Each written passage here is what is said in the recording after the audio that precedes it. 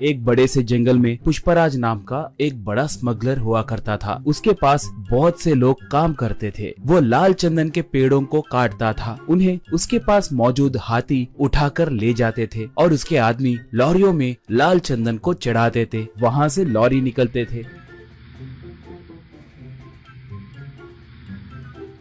वहाँ पर चेकपोस्ट के पास मौजूद पुलिस वाले भी पुष्पराज के ही आदमी होने के कारण उनकी जांच करे बिना ही वो लोग लॉरियों को छोड़ देते थे। ऐसे उसके जुर्म का साम्राज्य बहुत फैला हुआ था। उसके पास गंगा नाम की एक हाथी थी। पुष्पराज को गंगा बहुत पसंद थी। उसे अच्छा खाना खिलाते हुए उसका बहुत ख्याल रखता था।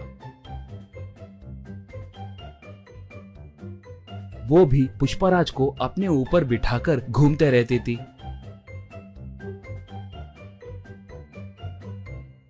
पुष्पराज आसपास के गांव में भी बहुत दान करता था। इसलिए अगर गांव में कभी कोई पुलिस की गाड़ी आती तो उस गांव में रहने वाले पुष्पराज के आदमी तुरंत पुष्पराज को फोन करके उसे जानकारी देते थे। इससे पुष्पराज सतर्क होकर जंगल में दूसरे इलाके को अपने आदमियों के साथ मिलके चला जाता था। पुलिस वाले आकर वहां पर देखे तो उन्हें कोई नहीं दिखते थे। इससे वो लोग सर पकड़ लेते थे। एक बार उस इलाके को एक नया एसपी आया। उसका नाम शेखावत था। वो बहुत बड़ा रिश्वतखोर और भ्रष्ट ऑफिसर था। वो बहुत बड़ा क्रूर और मूर्ख आदमी था। वो जैसे तैसे पुष्पराज को पकड़ने के लिए देख रहा था। एक बार गलती से गंगा एक घाटी में गिर गई, मगर वो पूरी तरह से घाटी में गिरे बिना नीचे एक बड़े से पत्थर के बीच में फंस गई थी। वो हाथी उसे बचाने के लिए चिंगाड़ने लगी।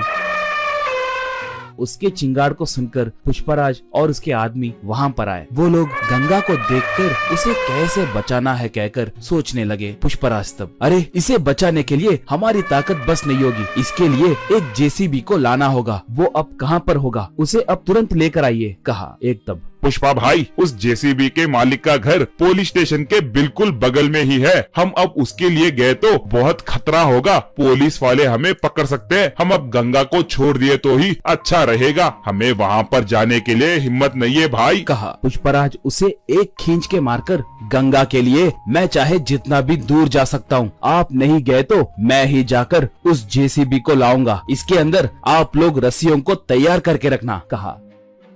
ऐसे वो बाइक को लेकर गांव में आया। उस जेसीबी वाले से पूछकर जेसीबी को लेकर निकला।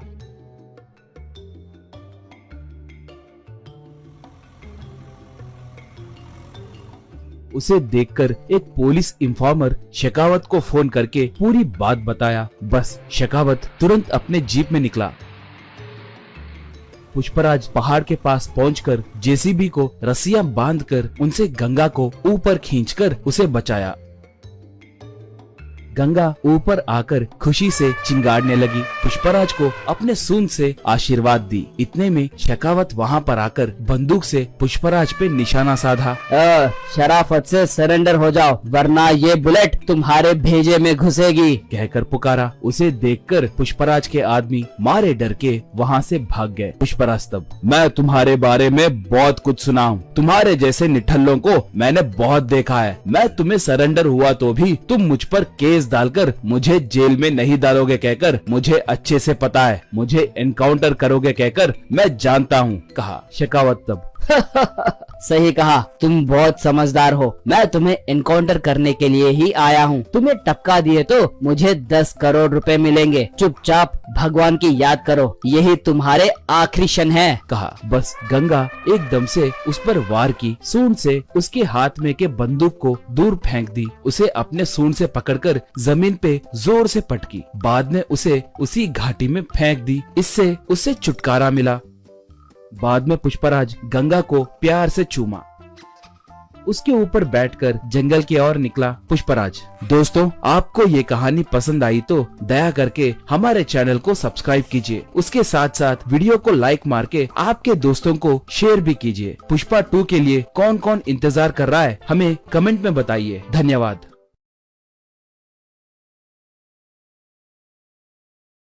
दोस्तों, अगर आप इंडिया से हैं तो जल्दी से वीडियो को लाइक करके चैनल को सब्सक्राइब कर लीजिए।